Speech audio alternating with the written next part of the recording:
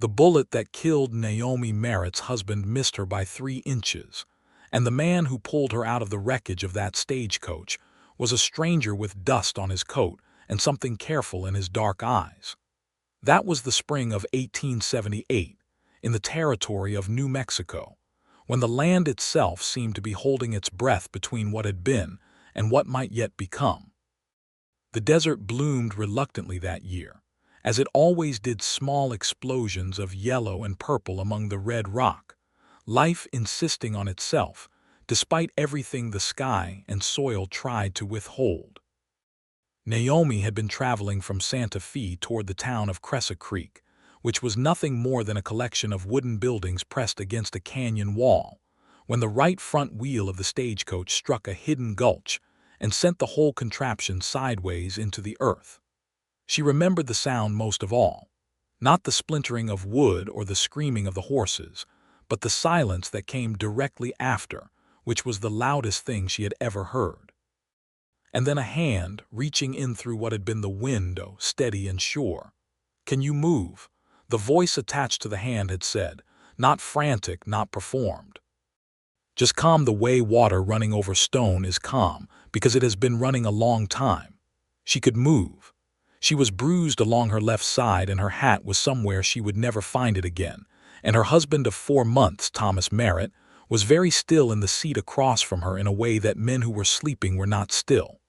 But she could move, and she took the hand, and Henry Weston pulled her free of the wreckage and set her on solid ground. There had been 3 other passengers. One, a traveling salesman named Arlo Bunch, climbed out on his own with a gash across his forehead and a string of profanity that would have made a mule skinner blush. Another, an older woman named Gertrude Haas, who was visiting her daughter in Crescent Creek, had twisted her ankle and needed Henry's help as well. The driver had been thrown clear and broken his collarbone. Thomas Merritt had not survived the impact. The doctor, when he finally came from town, said it had been instantaneous, a mercy, if mercy was a word that fit anything about that afternoon. Naomi did not weep where anyone could see her. She stood beside the road with her hands clasped in front of her, watching them tend to the others, watching them speak in low voices about Thomas, and she pressed her grief down into a place inside herself where it could not make a scene. She had learned to do this as a girl in Missouri, and she had never unlearned it. A woman who fell apart in public was a burden, and Naomi Merritt had been raised not to be a burden to anyone. Henry Weston had noticed, though. He had noticed the way she stood very straight and breathed very deliberately, the way her jaw was set, the way she kept her eyes fixed on the middle distance rather than on the canvas-covered shape that was her husband. He did not say anything immediately. He organized the others, helped the injured into the buckboard that arrived from town within the hour, spoke to the driver about the horses, and handled the dozen small crises that death and disaster always scatter in their wake. But when they arrived in Crescent Creek and the others were dispersed toward the doctor's office and the hotel and the undertaker's parlor, and Naomi was standing alone in the street with her one surviving bag at her feet, he came to stand beside her. "You have people here?" he asked. "No," she said. "We were passing through. Thomas had business in Albuquerque." She paused. "Had." Henry turned his hat in his hands once, then stopped. "The hotel is decent enough, Mrs. Calloway, who runs it, won't let you starve." He looked at her bag. "You need carrying. I can manage." "I know you can," he said, and picked it up anyway and carried it to the hotel door and set it down there and touched the brim of his hat to her. She watched him walk away down the main street of Crescent Creek, past the general store and the livery and the saloon, and turn the corner and disappear. She told herself she was simply noting the departure of a stranger who had been kind in a hard moment, which was a notable thing, and did not mean anything beyond itself. She was not right about that, but it would take her a fair while to know it. Crescent Creek was not the kind of town that swallowed a person without deciding first who that person was going to be inside it. The people there, most of them, at any rate, were the kind who had come west because the East had not had room enough for them, or had not wanted them, or had pressed down on them with expectation and debt, and the weight of other people's ideas about who they ought to become. They had arrived in this canyon country carrying the bare essentials and an abundance of stubbornness, and they had scratched a town out of the dirt and named it without irony, as though naming something adequately was the same as making it permanent. Naomi had not planned to stay. She had planned, in those first raw days, to arrange Thomas's burial and collect whatever arrangements could be made about his affairs, and then make her way to some other place back east, possibly to her mother's sister in Cincinnati, who had a spare room and a suspicious nature, and would not ask too many questions if Naomi arrived alone and grief-worn. But Thomas's affairs turned out to be more complicated than she had anticipated, involving a dispute over the deed to land he'd been purchasing in Albuquerque, and the solicitor handling it was traveling and would not be available for correspondence for several weeks. So Naomi stayed. Mrs. Calloway, who ran the hotel and was shaped like a tree stump and just as immovable, offered Naomi a reduced rate in exchange for help with laundry and mending, which Naomi accepted because she was practical above all things, and because working with her hands kept the grief from climbing too high. She met Henry Weston again on a Thursday, 8 days after the accident, at the general store run by a man named Prentice who had one eye and an opinion about everything. Naomi was purchasing thread and a bottle of ink, and Henry was at the counter debating the merits of one grade of rope over another, with a patience that suggested this was not the first time Prentice had been difficult. He noticed her when she came in. She noticed that he noticed and busied herself with the thread display with more attention than thread strictly warranted. When Prentice went to the back to find something, Henry turned. "Mrs. Merritt," he said, "I hope the hotel has been all right." "It's been fine," she said. "Mrs. Calloway is a good woman." "She is. She's also the most opinionated human being in the territory, but she means well with it." Naomi nearly smiled. She caught herself, which was a habit she had that would take Henry a long time to understand. She had learned early that smiling too readily made people think you were either simple or easily managed, and she was neither. "Are you running a ranch?" she asked, because the rope had made her curious. "Trying to," he said. "The Weston spread is about 6 miles east. My father started it. He passed 2 years ago and left it to me. He said it simply, without weight or invitation, just information in its plainest form. It's manageable now that the fence line's been rebuilt. I have 2 hired hands. We run cattle mostly, some horses. And the rope." "And the rope," he agreed, and there was something in his expression then, something that was not quite a smile but was related to one.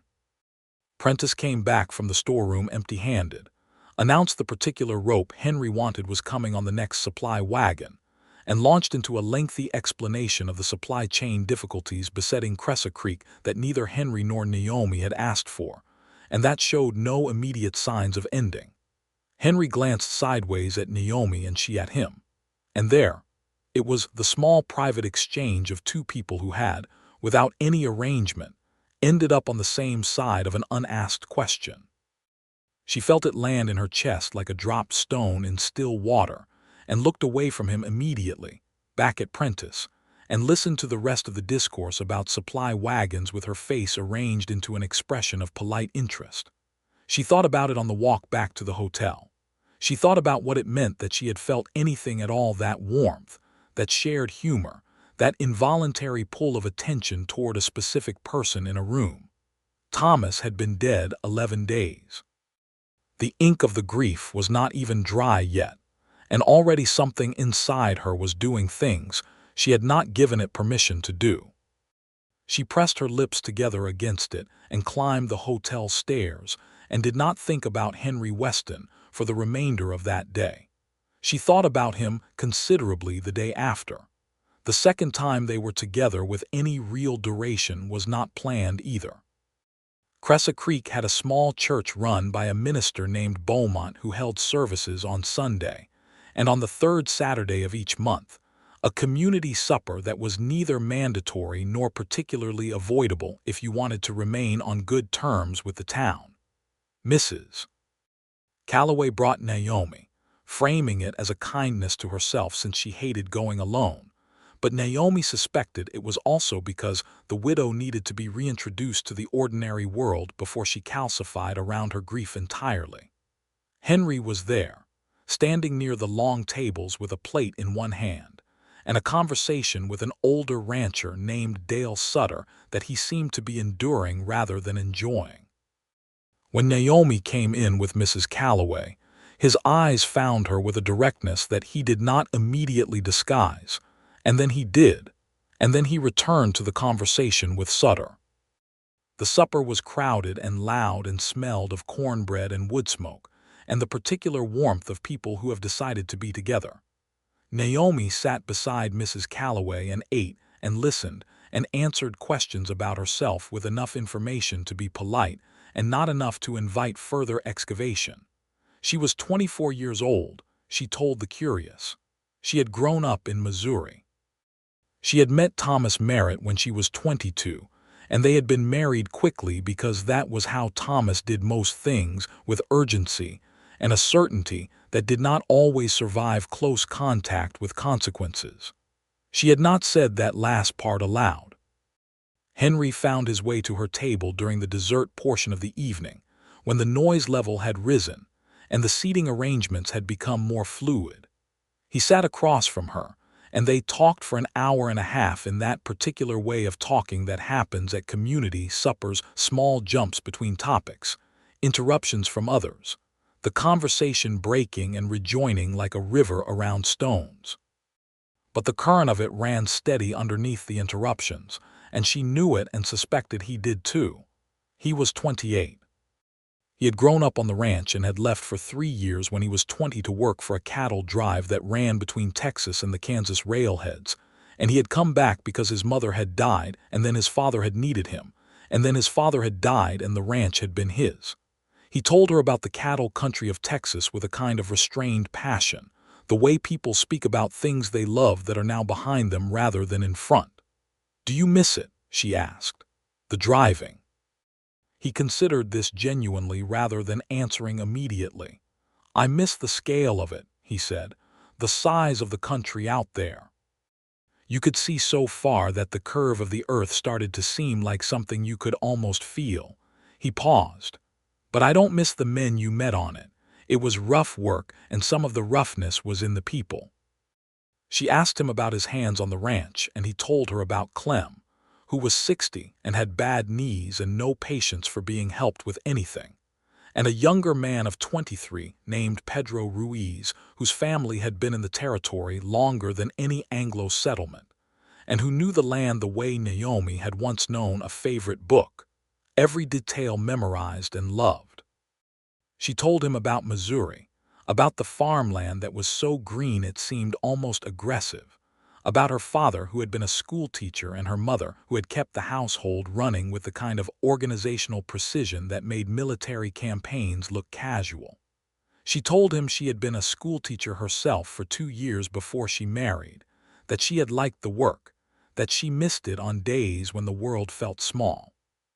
"There's children in this town," Henry said, and it was not a suggestion, just an observation. "No formal schooling since old Harrington left last year." "I know," she said. "Mrs. Calloway mentioned it. Mrs. Calloway mentions everything."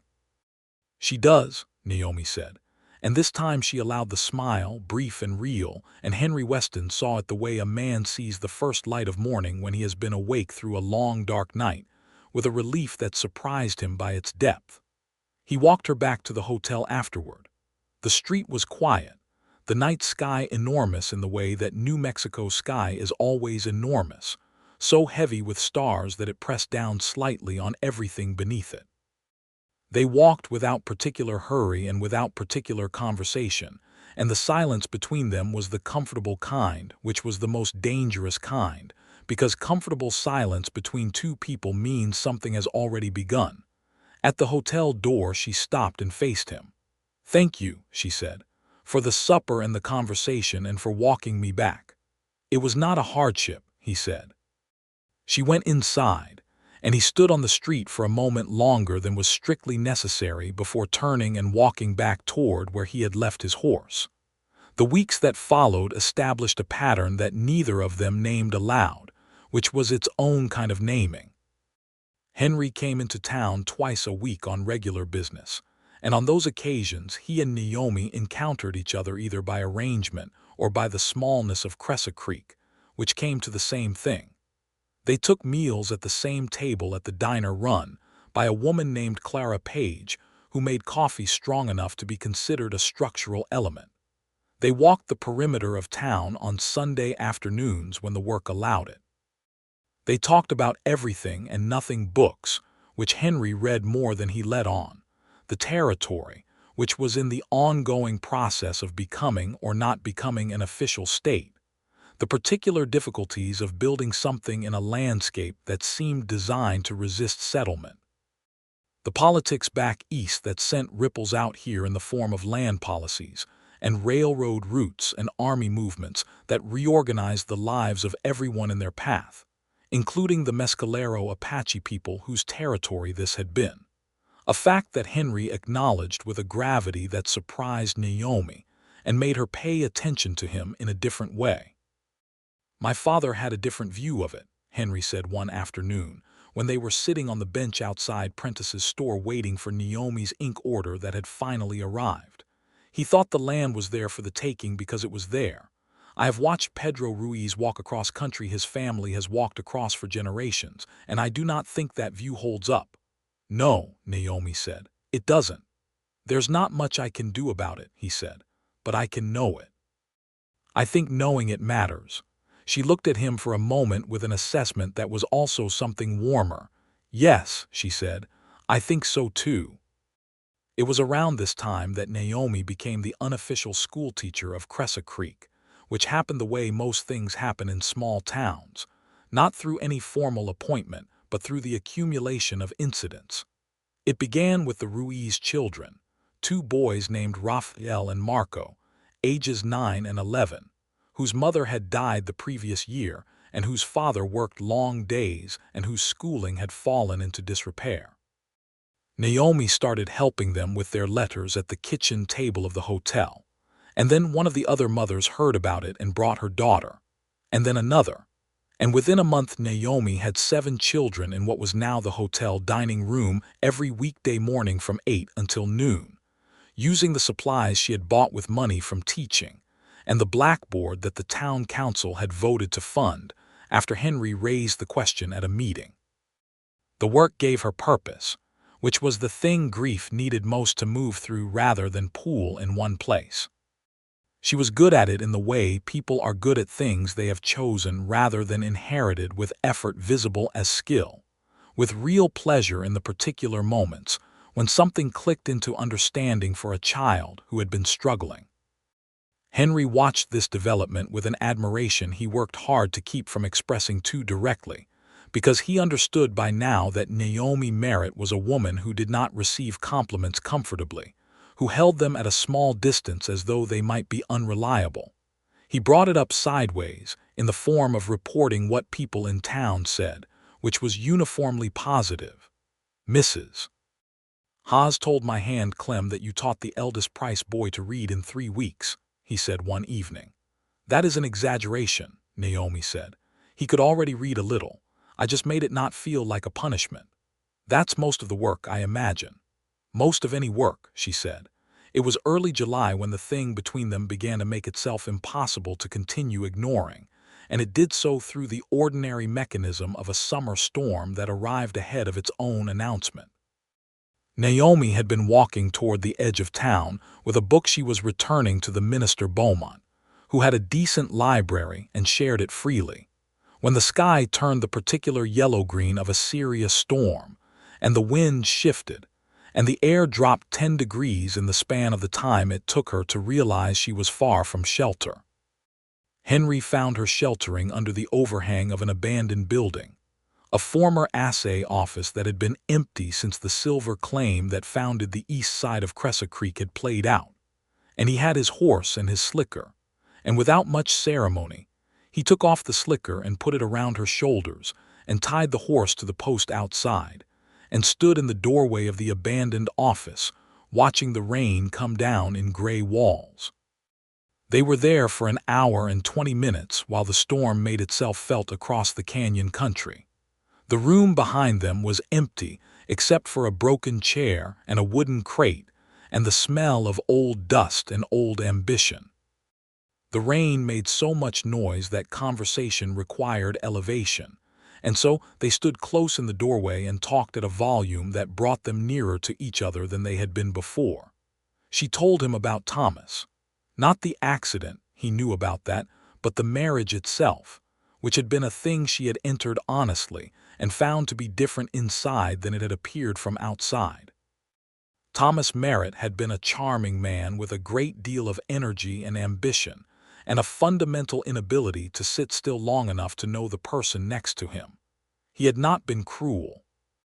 He had simply been absent in the way that men can be absent even when they are present in the room, when they are always already thinking about the next thing, the next deal, the next opportunity that lay just beyond the current one.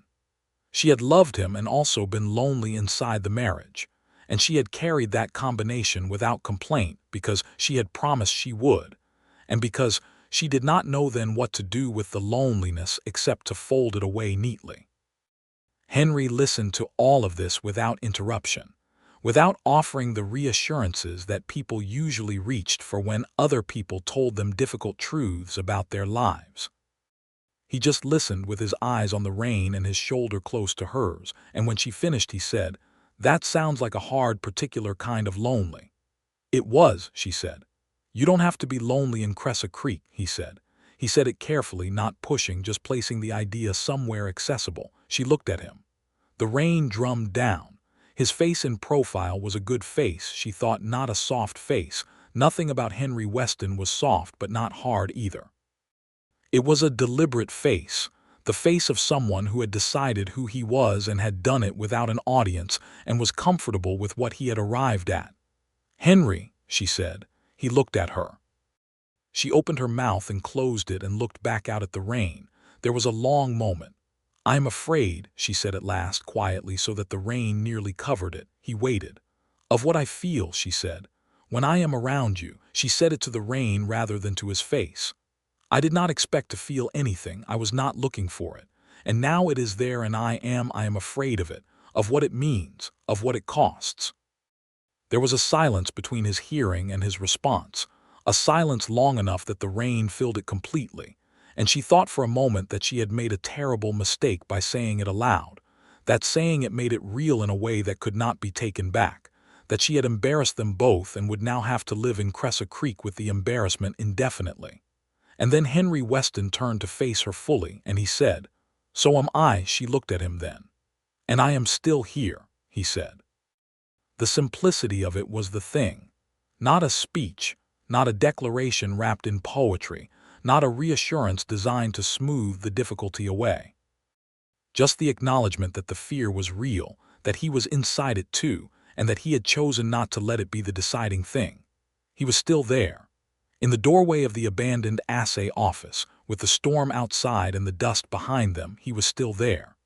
Naomi Merritt, who had not wept at her husband's funeral in front of anyone, who had pressed grief and loneliness and 1,000 other things into orderly internal storage her whole life, felt her eyes fill. She did not look away this time. She let him see it. He reached out and took her hand, just that, her hand in his. Their fingers settled together with the ease of things that have wanted to be adjacent for a long time. They stood that way in the doorway while the storm finished its business over Cressa Creek, and when the rain eased and the sky turned orange and lavender at its edges and the canyon walls caught the light and glowed, they were still there, still standing close, still holding on. Nothing happened that evening that would have alarmed even the most rigidly proper member of the Cressa Creek Ladies' Social, which met on Wednesdays and had opinions about everything. He walked her back to the hotel. He returned his slicker to his own shoulders. He touched the brim of his hat to her at the door and said he would see her Sunday. She went inside with her heart a great deal more visible inside her chest than it had been that morning, and stood in the hallway of the hotel for a minute with her eyes closed and her back against the wall, taking inventory of everything that had shifted. She was afraid. She had said so. But Henry Weston had said so too, and he was still there, and she was beginning to understand that still being there was perhaps the bravest possible response to fear. Sunday came, and then the Sundays after it, and the summer deepened around Cressa Creek with the particular intensity of high desert summer, where the heat is a physical presence, and the sky turns a blue so saturated it seemed almost invented. Henry and Naomi met their Sundays and their weekday encounters with an openness now that had not existed before the storm, both of them aware, both of them choosing, neither of them moving more quickly than the genuine internal pace of the thing demanded. He brought her a copy of a novel by Mr. Mark Twain that he had ordered from the Postal Service in Santa Fe, and she read it in 4 days, and they debated the morality of several of its characters over a long Sunday walk out toward the canyon edge, where the red rock dropped away, and the valley below spread itself like a map. She made him a meal in the hotel kitchen one Saturday evening. Mrs. Calloway assisted and supervised and pretended she was not doing either roast chicken with herbs she had grown in the window box she had installed in her room, and cornbread, and a dried apple cake that was the best thing she had made in years because she was happy while she made it, and happiness has a way of going into food.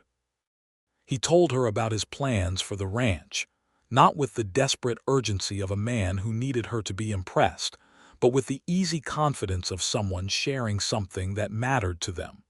He wanted to expand the horse breeding program. He had the land and the knowledge, and Pedro Ruiz had contacts in the south, along the border, where there were bloodlines that could improve the stock considerably. He wanted to build a second barn before winter. He was saving for improvements to the house, which was a solid but plain structure that his father had built in stages, and that had never been finished because his father had always found the next practical thing more compelling than the comfortable one. "What would you do to the house?" Naomi asked. It was an August evening, and they were sitting on the top rail of the corral fence at the edge of town where a neighbor kept a few horses, just sitting there in the warm dark with the stars coming on overhead. Henry thought about it. "A real porch," he said. "The front of the house faces west, and in the evening the light is it's remarkable. I have never had a proper place to sit in it." He paused. "And a better kitchen. The kitchen is impractical." "All ranch kitchens are impractical," she said. "Yours would not be." The pronoun in that sentence landed between them and lay there. She felt the warmth of it and the weight of what it implied. He had not made a formal statement. He had simply used a pronoun, and in the using of it had shown her what he was thinking, and was giving her the space to receive or reject the implication on her own terms. She did not reject it.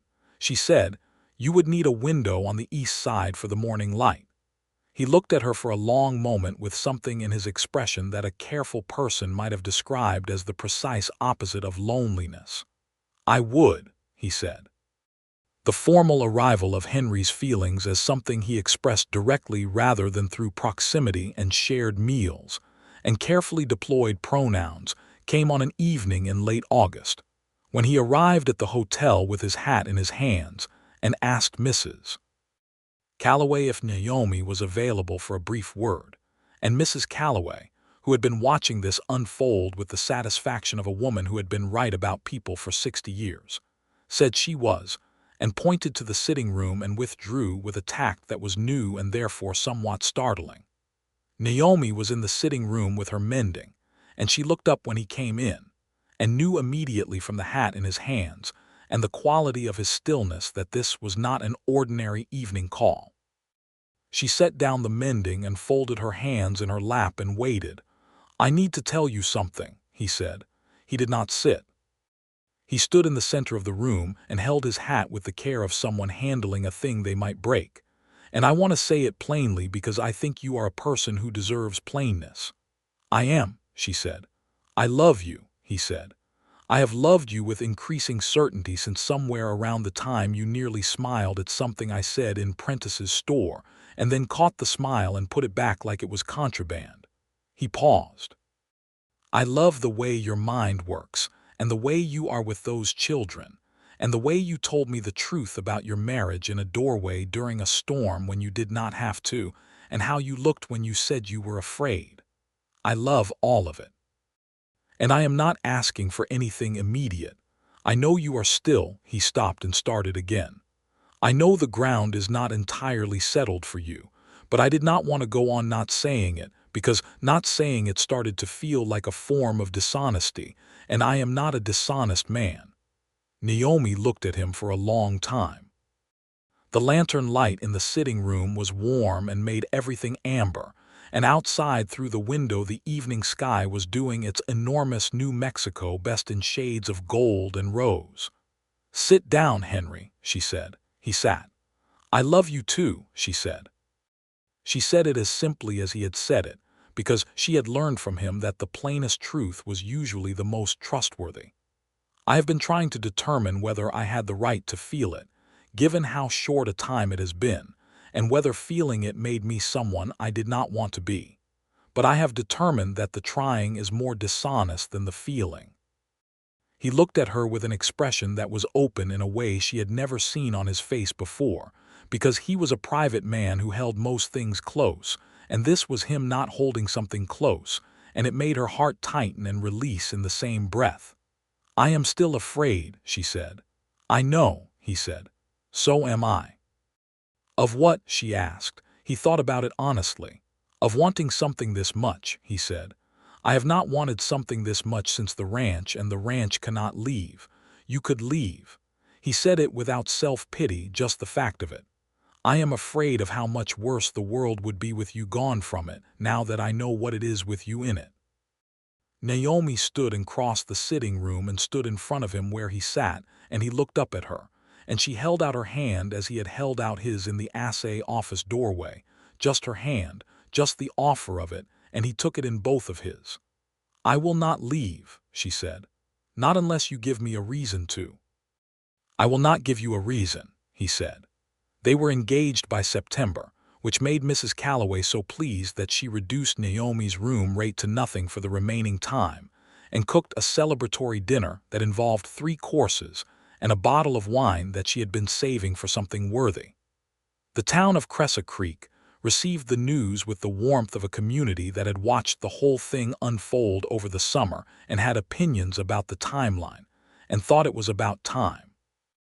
Pedro Ruiz shook Henry's hand outside the livery on the morning the news reached him, and said with a smile that his boss had been almost bearable since the spring, but considerably more tolerable since the summer, and he hoped this would be the permanent condition. Clem, the older hand, muttered something indistinct and then went to the supply house and came back with a small carved wooden horse that he had evidently been making in his own time, and presented it to Henry with instructions to give it to the schoolteacher, as a wedding present from the ranch. Naomi received it and held it, and felt the weight of all the ways this place had become home, without her having planned for that outcome. The solicitor in Albuquerque finally made contact in October regarding Thomas's estate, and the matter was simpler than expected. There was a modest sum of money held in trust from his affairs, nothing dramatic, but enough to mean that Naomi would bring something practical to the marriage, and would not arrive at the Weston ranch with nothing but herself, which had mattered to her more than she had told anyone. She settled the accounts with the efficiency she brought to everything, and the money went into the savings she was building for the purchase of proper school books, because the informal school had by October grown to 9 children and was going to need real materials and eventually a real building. She and Henry were married in November, on a Saturday, in the small church with Minister Beaumont presiding, and Mrs. Calloway crying, and Pedro Ruiz and Clem, and the 7 or 9 adults of Cressa Creek who could be counted as their friends attending. Naomi wore a dress of deep blue wool that she had made herself with help from Mrs. Haas, who turned out to have been a seamstress before she became a grandmother. Henry wore his good suit, which was dark and well-fitted and had been his father's, and taken in at the shoulders, because Henry was narrower than his father had been, though not by much. She walked down the aisle of the little church, which was the aisle, a single center path between the pews, 30 feet long at most, and Henry watched her come toward him with an expression that was pure and uncomplicated, and entirely his own, without performance, without the managed surfaces he usually wore in public. Just him, receiving her in the plainest possible way. He took her hands when she reached him. His were warm. Minister Beaumont spoke the words that the occasion required, and they said the words back that were required of them, and then Henry said, with a warmth that the minister had not written for him, "I will still be here. Whatever comes, I will be here." And she believed him, which was the whole of it. The Weston Ranch in November was a beautiful, austere thing, stripped of summer color. The grasses pale, and the sky enormous, and the canyon walls in the distance standing like patient witnesses to everything that happened in the valley below. Naomi stood on the plain wooden front step on the morning after the wedding and looked at the view west, where the land opened, and the light fell long and golden across the pale grass, and understood why Henry had wanted a porch there. She turned and went back inside and found him at the kitchen table with a cup of coffee and a map he was studying, and she said, "The porch will need to face west." He looked up, and the smile that crossed his face was the fully released version of what she had seen in hints and fragments over the months open, warm, permanently residing, and he said, "Yes, I'll start the lumber order this week." The first winter of their marriage was hard in the way that winters in the territory were hard, with cold that came in from the north like an argument and stayed unreasonably long, and snow that occasionally blocked the road to town for days at a stretch. But hard was not the same as unhappy. Naomi taught her school in the mornings when the weather allowed, and spent the afternoons in the ranch house learning its rhythms, where the stove draft worked best, how the cellar kept its cold, which floorboard near the bedroom door announced anyone's approach with a sound like a small question mark. She and Henry lived together the way two people live when they are genuinely suited to each other, with the ease of enough and the pleasure of honest company. They read together in the evenings. They argued about things of actual substance, not the thin arguments of people who are secretly arguing about something else, and the arguments ended with one or both of them revising a position, which was the mark of arguments that were actually conversations. He made her laugh. She surprised him regularly with the depth of her thinking on subjects he had not expected her to have thought about. He started the porch in April, as soon as the ground agreed to cooperate. He and Pedro built it over the course of 3 weekends and 3 considerable arguments about the correct angle for the support posts, and it came out level and solid, and wide enough for 2 chairs, which Henry ordered from the joiner in town, who was building them a new table anyway. When the porch was done and the chairs placed, and the first warm evening of the spring descended over the ranch, they sat in the westward light together, his hand finding hers on the arm of her chair, and the light went through its whole performance, gold to amber to rose to the deep saturated purple that preceded the dark, and they watched it without needing to say much, because people who have found the right company do not need to fill silence with words. "I am not afraid," Naomi said, near the end of the light. Henry looked at her. "Of this," she said, "I thought I should tell you since I told you when I was." "I know," he said, "I can see it." "What do you see?" He thought about it the way he always thought about things she asked him, not reaching for the nearest answer but going to the actual one. "Someone who has decided to stay inside her own life," he said, "not from the outside of it." She looked at him and then looked back at the last of the light and felt the completeness of what he had just described, the difference between the woman who had come to Cressa Creek on a broken stagecoach, standing straight and pressing grief down into orderly storage, and the woman sitting on this porch. The same person, but unfolded somehow, opened out into the actual dimensions she contained. "Yes," she said, "that's right." The school became official by the following spring, which was 1879, when the town council voted to designate it as Cressa Creek's formal educational institution and allocated a modest budget for a dedicated building. Naomi spearheaded the construction campaign with an organizational ferocity that surprised people who had only seen her quiet and precise, securing donations from businesses and ranchers throughout the area, writing to a teachers' organization back east that provided some basic materials, prevailing upon Prentice at the general store to extend credit for supplies in exchange for her promise to name the blackboard after him, which she did not honor precisely, but which she honored in spirit by being consistently polite to him for the rest of his natural life. The schoolhouse was a simple building, 1 room, 4 windows, a proper blackboard, 12 desks, that was completed in August of 1879 and opened to 14 children in September.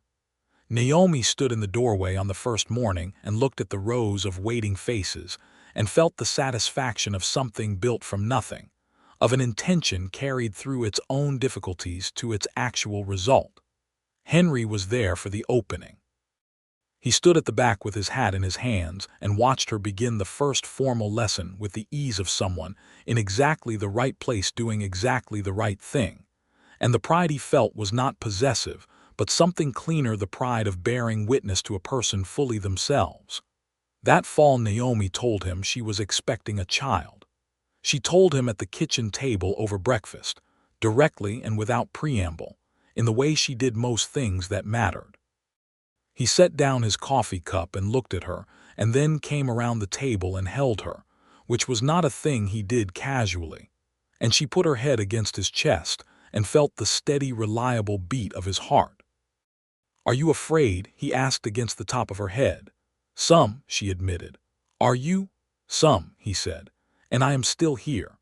She laughed, which was perhaps not the expected response, but it was genuine, the small, helpless laugh of someone who recognizes a refrain and loves it and loves who it comes from. And he felt her laugh against his chest and held her a little more firmly, and then laughed as well quietly into her hair. The winter of 1879 into 1880 passed with Naomi's pregnancy advancing, and the schoolhouse functioning through the cold months, with a small iron stove that Henry had purchased and installed, and which Pedro teased him about relentlessly, because he had driven all the way to Santa Fe to select it personally. Naomi taught until February, when the pregnancy had reached the stage where a day of teaching 14 children left her with feet that needed elevating. She arranged for an older student, a girl of 16 named Louisa Brennan, who was sharp and capable, to lead the morning lessons under written instructions, and checked in every afternoon, and told herself she would return in the spring, and did. Their son was born in March of 1880, in the ranch house, attended by the doctor from Cressa Creek, whose name was Bauer, and who had a steady manner that reassured rather than alarmed.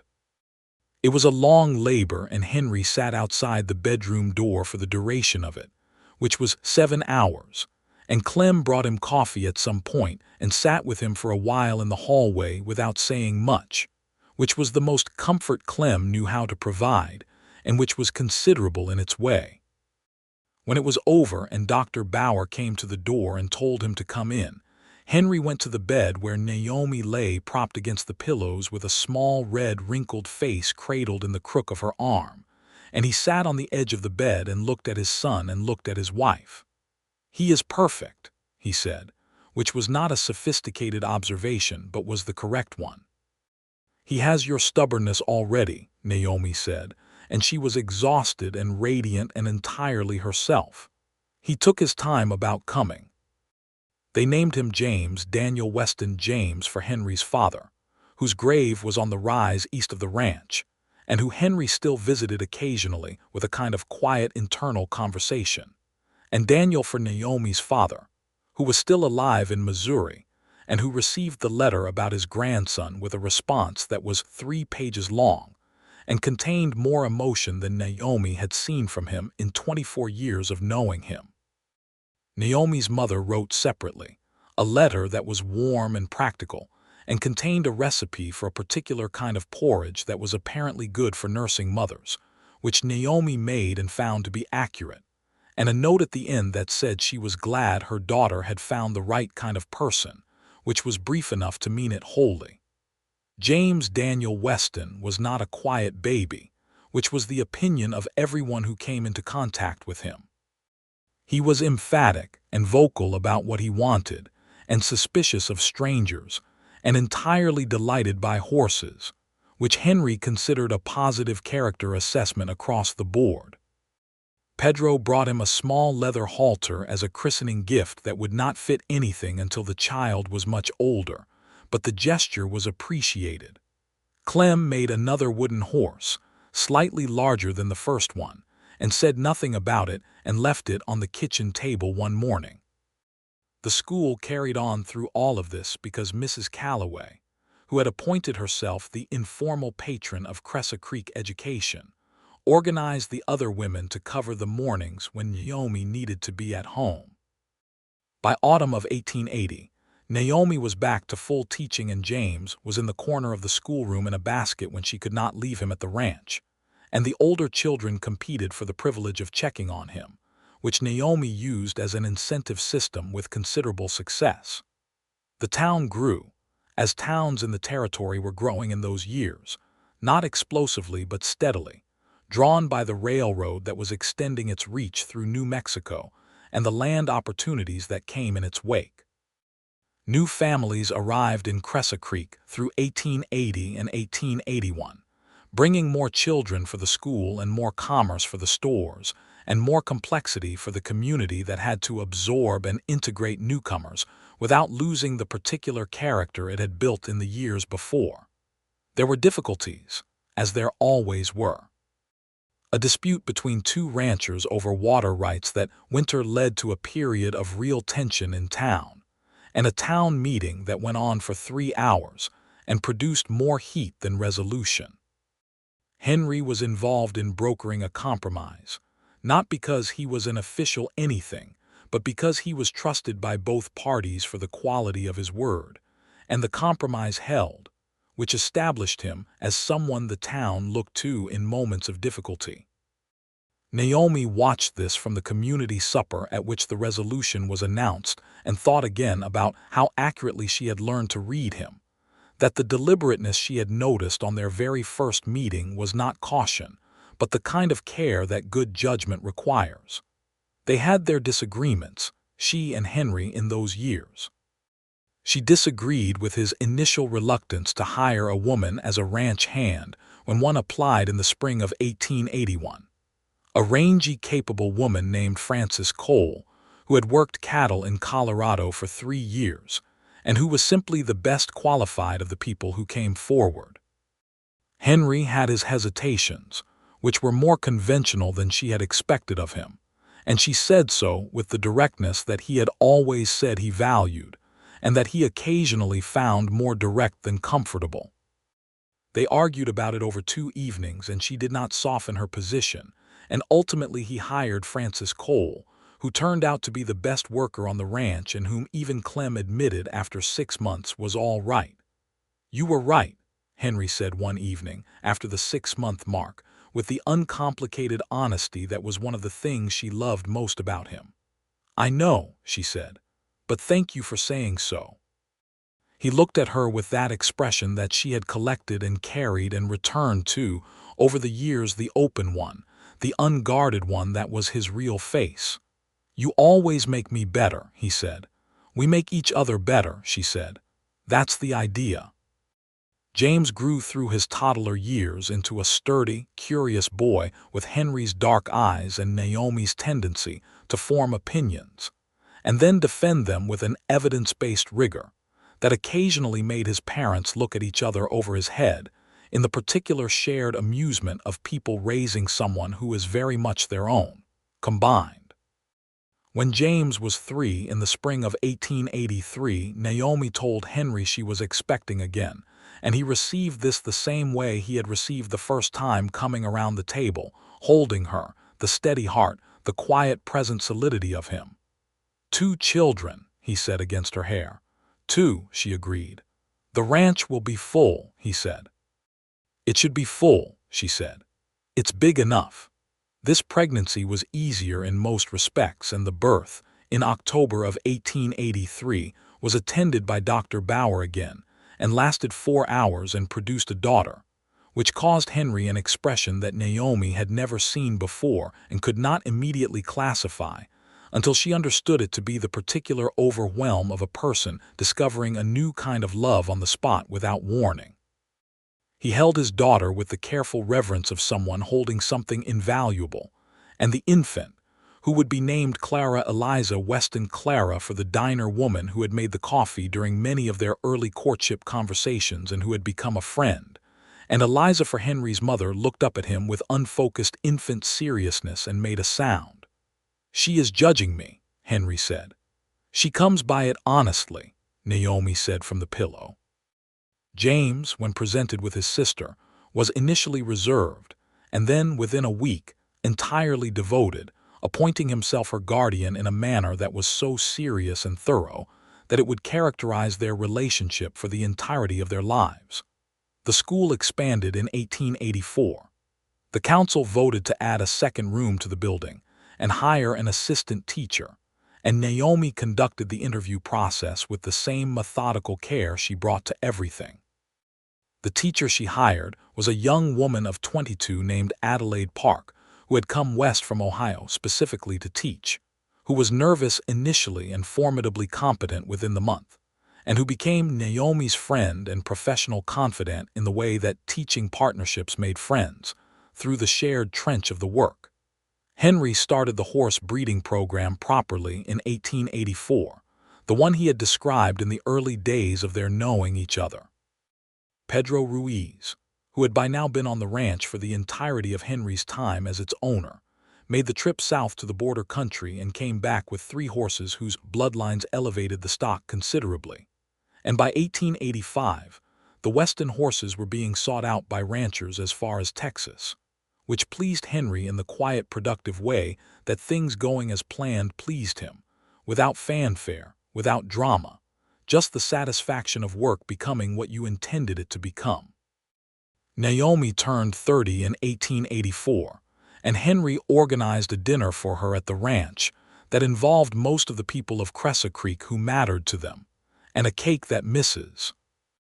Calloway made, and that was not exactly a modest cake, and a present from Henry that was a set of books, a proper collection, bound in leather, covering literature and natural science and history and philosophy, that he had been assembling through the postal service for 3 months, which she did not know until she opened the box, and then sat looking at them for a moment with her hands in her lap and her composure slightly less orderly than usual. "You remembered everything I said I wished I had," she said. "I always remember what you say," he said. She looked up at him. "I know," she said. "I know you do, Mrs. Calloway died in 1885, in October, at the age of 63, of a heart complaint that had made itself known earlier in the year, and that she had managed with a combination of actual medicine and pure obstinacy until it could no longer be managed. She died in the hotel she had built and run for 20 years in her own bed, with the doctor present and Naomi beside her holding her hand. She was not sentimental about it. She said, in her last clear-headed conversation with Naomi, that she had done most of what she had meant to do and had eaten well and had never been boring, and that she thought Naomi was going to be fine, which was the version of "I love you" that Mrs. Calloway spoke. The hotel was left to her niece, who came from Albuquerque to take it over and who ran it differently but competently, and Crescent Creek absorbed the absence of Mrs. Calloway the way towns absorb their losses, with a period of particular awareness followed by an accommodation that was not forgetting but was different from grief. Naomi grieved properly. Henry let her, without trying to fix it, which was the right response to grief that had an honest object.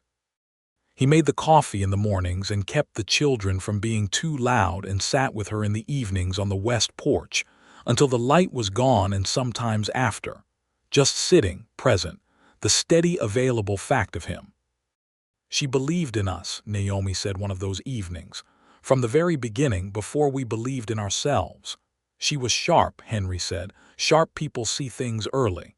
I hope we have done that for other people," Naomi said. "Seen things early, believed before the proof came in." "You have," he said. every child in that schoolhouse.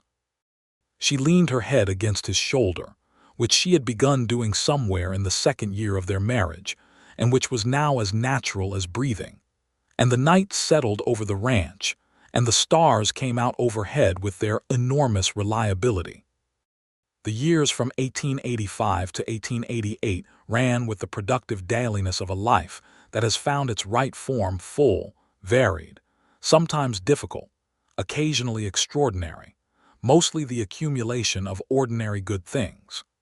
The school educated something in the range of 30 children by 1887, with 2 teachers and a proper curriculum that Naomi had developed over years into something she was genuinely proud of. She corresponded with other educators in the territory about methods and materials, and a letter she wrote about the challenges and approaches of rural frontier schooling was reprinted in an educational journal back east, which Adelaide discovered first and told everyone in Crescent Creek about before telling Naomi, so that Naomi walked into the general store one afternoon to find Prentice congratulating her on something she did not yet know had happened. Henry and Naomi's name, as landowners and community members of good standing, appeared on various petitions and council resolutions through those years, regarding the railroad's path through the canyon country, regarding the treatment of the Apache people who remained in the territory under increasingly difficult conditions, regarding water rights, land prices, and the particular injustices that came with the territory's transition toward statehood. Henry spoke at a council meeting in 1887 about the land policies affecting the Mescalero Apache, which was not the popular position in a room full of Anglo ranchers, and he made the argument without apology and took the response without flinching. Naomi, sitting in the back row, looked at him at the front of that room and thought about all the things she had learned about him that she had not known when she took his hand out of a wrecked stagecoach in the spring of 1878, and how the sum of it was so much larger than she had imagined a person could be, and how grateful she was for every single increment of the learning. He did not win the argument that night. The council vote went the other way, but 3 of the men who voted against him came to him privately in the weeks after and said they had thought about it and he was not wrong, and 2 of them signed a subsequent petition, and Henry counted this as what it was, the slow work of the right thing, which is never as fast as you want it to be. James turned 8 in 1888, and was by then the kind of boy who could be sent on an errand, and would complete it and return with additional information about everything he had observed along the route that nobody had asked for, but that was consistently accurate and sometimes useful. He rode his own horse, a steady bay named Copperhead, which had been selected by Pedro with the observation that the horse matched the boy's energy and stubbornness, and took an interest in the ranch operations with the seriousness of someone who already understood this was his future inheritance, and considered that a responsibility rather than a right. Clara was 4, and governed the household through the force of a personality that operated at a volume slightly higher than everyone else's. She was bold in the way that certain children are bold, without the anxiety that caution brings, and she had her mother's precision and her father's stubbornness in a combination that Henry said, with admiration and a certain wariness, was going to be something to see. Clem retired from the ranch in 1888. He was 69 by then, and his knees had been making his opinion known for years, and Henry bought him a small house at the edge of town, and arranged a pension from the ranch that was generous, and that Clem protested for the form of the thing, and accepted with a dignity that meant the world. He was not gone from their lives. He continued to appear at the ranch with regularity, always with an excuse about one thing or another, always with a small carved wooden object that he pressed into the hands of one of the children without ceremony. He lived another 8 years, which put him at 1896, and in those 8 years he was a presence at the Weston table for more Sunday dinners than Naomi could count, and when he died it was in his sleep in his own house, and the whole town felt the space he left. But that was later. In 1888, he was still present, still muttering, still occasionally right about everything, and the ranch was expanding into what it was becoming, a proper operation, recognized in the territory, with the horse breeding program at its center, and the cattle work alongside it, and Pedro Ruiz as the indispensable manager of the daily reality of everything. Pedro married in 1887, a woman named Esperanza Ruiz, no relation, who had come to Cressa Creek with her family from the south. She was clever and warm, and had opinions about schooling that she shared with Naomi over the kitchen table at the ranch on the Sunday afternoons when the Ruiz family came to dinner, which became the standing arrangement through those years. Esperanza and Naomi became friends in the solid and lasting way, the kind of friendship made of real interest in each other's actual lives, and their children grew up knowing each other with the ease of cousins. Naomi and Henry talked about a third child in 1888. They talked about it the way they talked about most things, directly, sitting at the kitchen table on a February evening with the stove banked high against the cold outside, the children asleep, the house quiet in its particular nighttime way. "Do you want another?" Henry asked. "I think about it," she said. "Do you?" "Yes," he said. "If you do, the house has room." "The house has always had room," she said. "You built it with room." "I built it with you in mind," he said, "which amounts to the same thing." She smiled. The full smile, unguarded, the one she had let loose for the first time in Prentice's store years ago and had been giving him ever since without catching it, without putting it back. "Yes," she said, "I want another." Their second son was born in November of 1889, which put Naomi at 29 and Henry at 39. She had turned 29 in the summer, which she had marked with a quiet celebration that involved the west porch and a very good dinner, and the observation that she was the most satisfied she had ever been in her life. The boy they named William Thomas Weston, William for Henry's grandfather, Thomas for Naomi's late first husband, which was not a common choice, but felt to Naomi like a form of honest reckoning with the whole of her life, with the accident that had brought her to this place, and this person, with the complicated gratitude she had come to feel for the trajectory that had, in its roundabout and painful way, delivered her here. Henry had nodded when she suggested Thomas as a middle name, without hesitation, understanding it completely. That was one of the things she loved best about him, that he understood things about her that she did not have to explain. William was a quieter child than his siblings, observant, tending to watch before acting, with his mother's eyes and his father's patience. And he was from his earliest months the one who made Henry go still in a particular way, recognizing something, perhaps, in the temperament. The 1890s came and Cressa Creek continued its growth, and the territory moved toward the statehood that would not be officially achieved until 1912. But that was being worked toward through those years in the debates and proposals and political maneuvering that reached the towns through newspapers and the postal service and the conversations of people who paid attention. Henry paid attention. Naomi paid attention. They read the papers together in the evenings with the same critical engagement they brought to everything, and their opinions about what was happening in Washington and in the territory itself were formed together over years of these conversations, shaped and sharpened by each other, neither one exactly the same as what they would have been alone.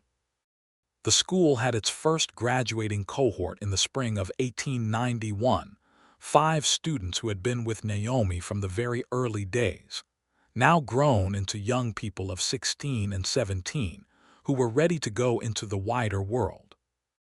She stood at the small ceremony they organized for this, and looked at these 5 people who had been children, when she first stood in front of them in the hotel dining room, and felt something that she was not sure she had words for, the particular pride and grief of having helped someone grow up, which was different from any other kind of pride or grief. After the ceremony, Henry found her standing outside the school building, looking out at the street, and he came to stand beside her without speaking, and she leaned slightly against his arm. "They will be all right," he said. "Yes," she said. They will. Because of you, he said. Because of themselves, she said. I just arranged the conditions. He looked at her sidelong. You always say that. It's always true. It's only part true, he said. The rest of it is you. She turned to look at him and found his face in the spring light of 1891, 13 years after a stagecoach wheel had caught a gulch and changed the direction of everything. The face she knew better than any landscape, better than any text, better than the west view from the porch that she had watched in every light for over a decade. The deliberate face that had become, over all those years, entirely legible to her, every expression as familiar as her own hands. I love you, she said.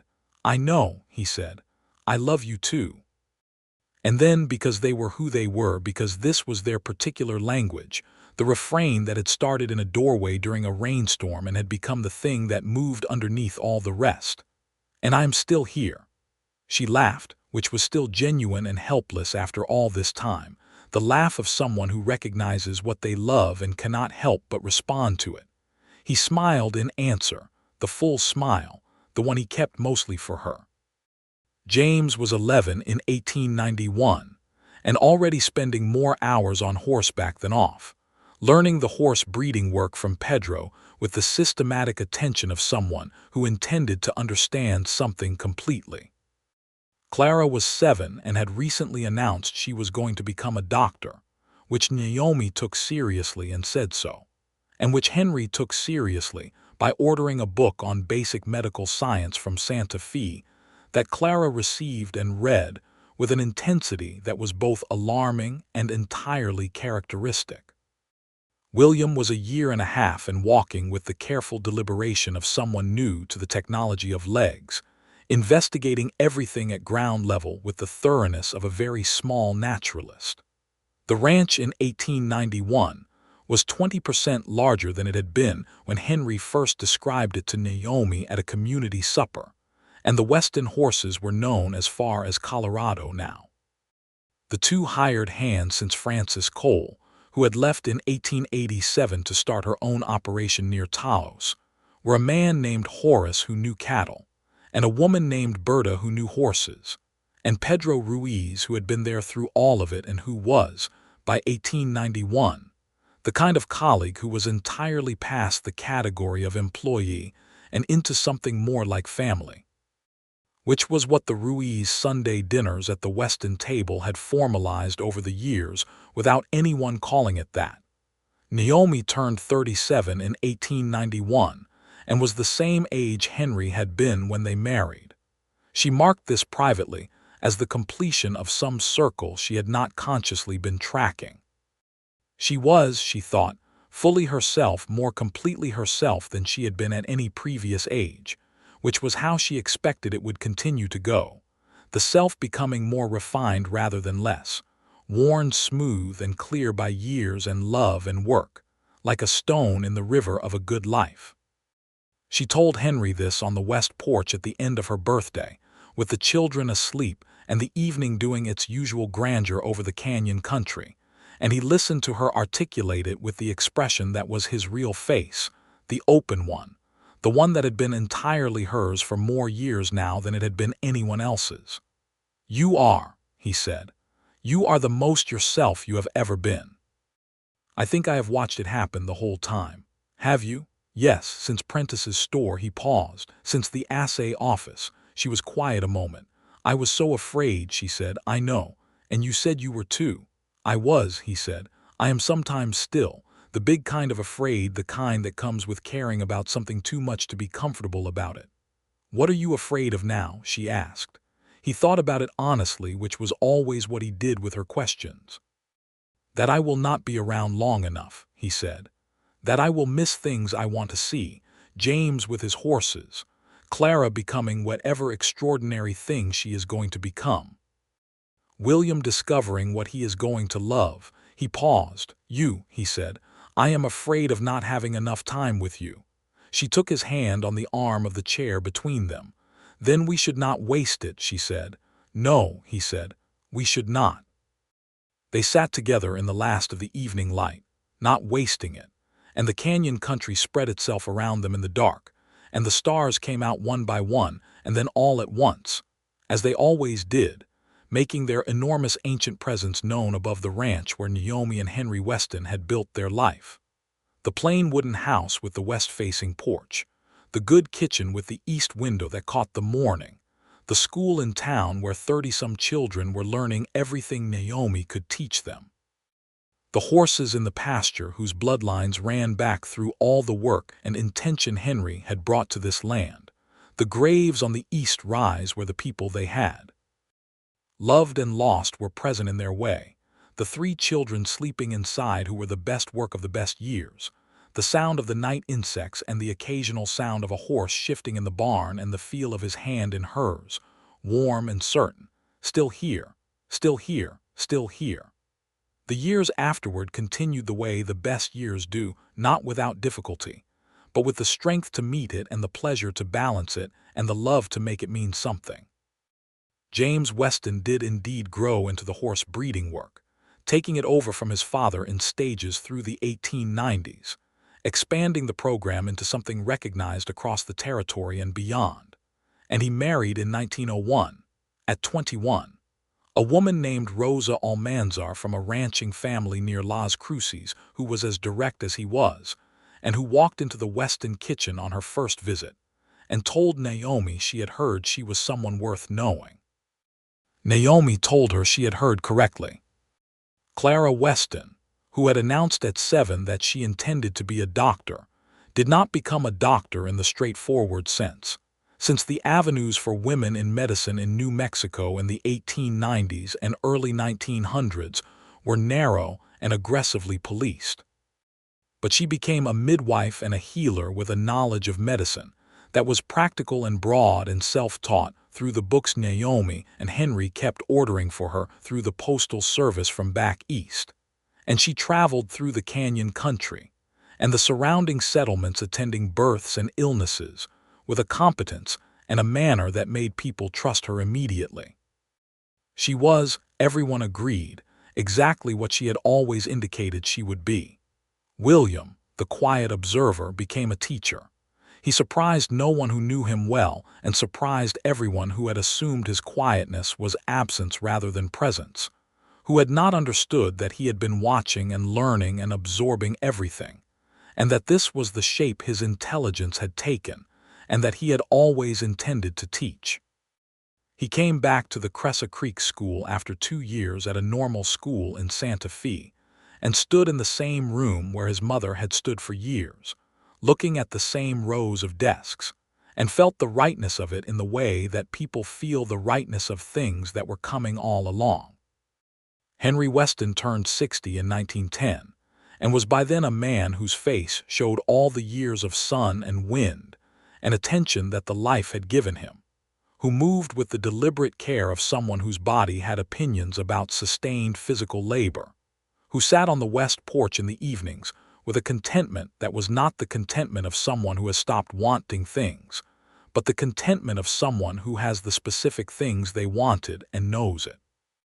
Naomi was 56 in 1910 and was teaching 3 days a week now rather than 5, sharing the work with William and Adelaide Park, who was still there after all the years, still capable and now experienced, the nervous young woman from Ohio having become the backbone of the school in a way she had not fully predicted.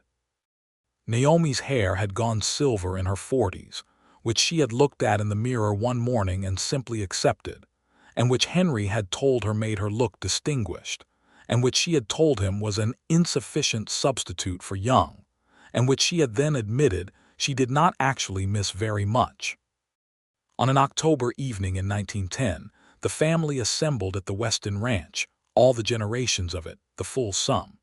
James and Rosa with their 2 children, a boy of 9 named Henry James and a girl of 6 named Naomi Rosa. Clara, back from 3 weeks attending a difficult birth near Albuquerque, still in her traveling coat, already eating something at the kitchen table. William, who had ridden out from town after school, washing his hands at the basin. Pedro Ruiz and Esperanza, who were part of every gathering of any importance, sitting in the kitchen with the ease of people who had been in this kitchen for decades. And Naomi and Henry, at the center of all of it, moving around the space they had shared for 32 years with the fluency of people who have been doing something so long that it has become instinct. At some point in the evening, Henry came to stand beside Naomi where she was at the kitchen window, watching the last of the light on the canyon walls. The house was full of voices and noise, and the smell of food and wood smoke, and the 100 specific scents of a family gathered. "Do you remember," Henry said, quiet enough that only she could hear, "the assay office?" "Of course," she said, "and what you said." "I said I was afraid," she said, "of what I felt." And I said, "So am I," she said, "and you are still here."